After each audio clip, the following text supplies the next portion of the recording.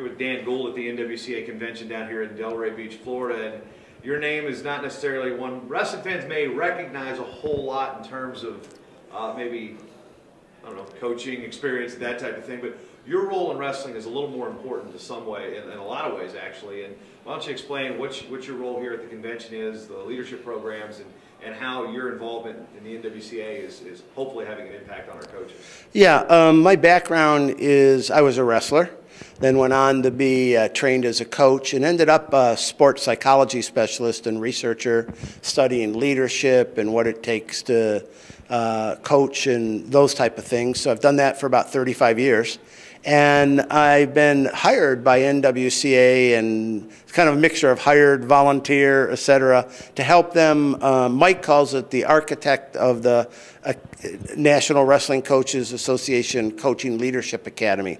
And the whole purpose of the academy was to give our collegiate coaches the skills that aren't necessarily given to them on the wrestling mat. The CEO skills, fundraising, marketing, public relations, community service, leadership, forming a vision for your program. Because we know they have the wrestling skills, and we know they have that knowledge. Obviously, they can always improve that. But it was these CEO skills that we feel is absolutely essential to put those together to make our wrestling program stronger collegiately around the country and grow the sport.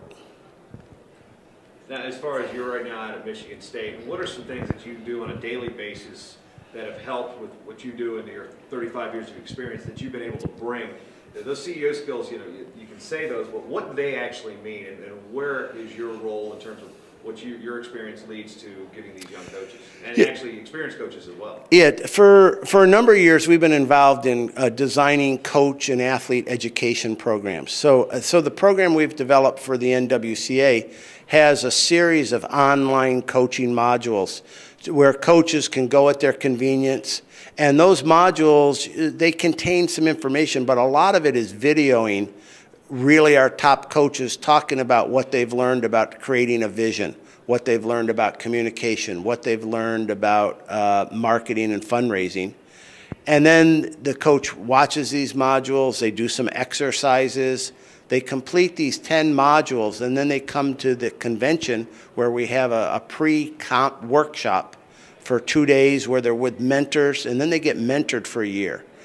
I also have done a lot of work over the years in business, like corporate coaching, working with Wall Street bankers, people in the industry, on how to be better business people, CEOs. And we've taken those skills and applied them to wrestling, leadership principles, things of this nature.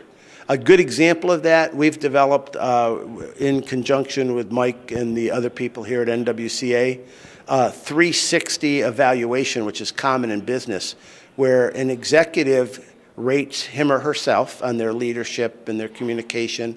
Then their direct reports or the people who work for them rate them, peers rate them, and then their supervisor. Every coach who goes through the academy will take the 360 himself. His supervising athletic director will rate him on those skills, his wrestlers and his peers, as part of a feedback and growth mechanism to get better.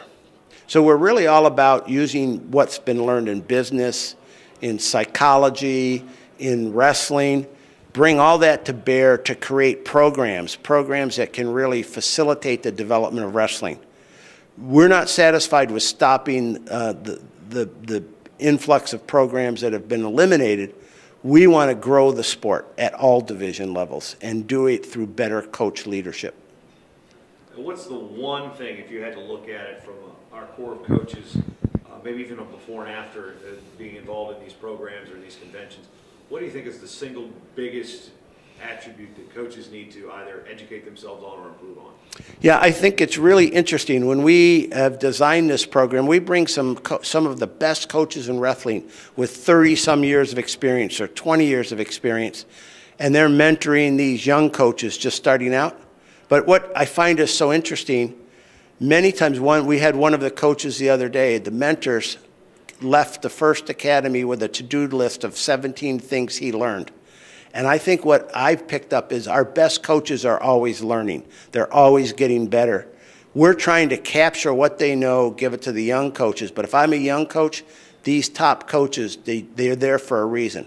They hustle, just like wrestling. You're always learning, you're always trying to get better. And our mentors are, a lot of the mentors, it just amazes me how much they get out of the academy, and they're sort of the old souls passing on the information, but they're so hungry for information themselves to get better.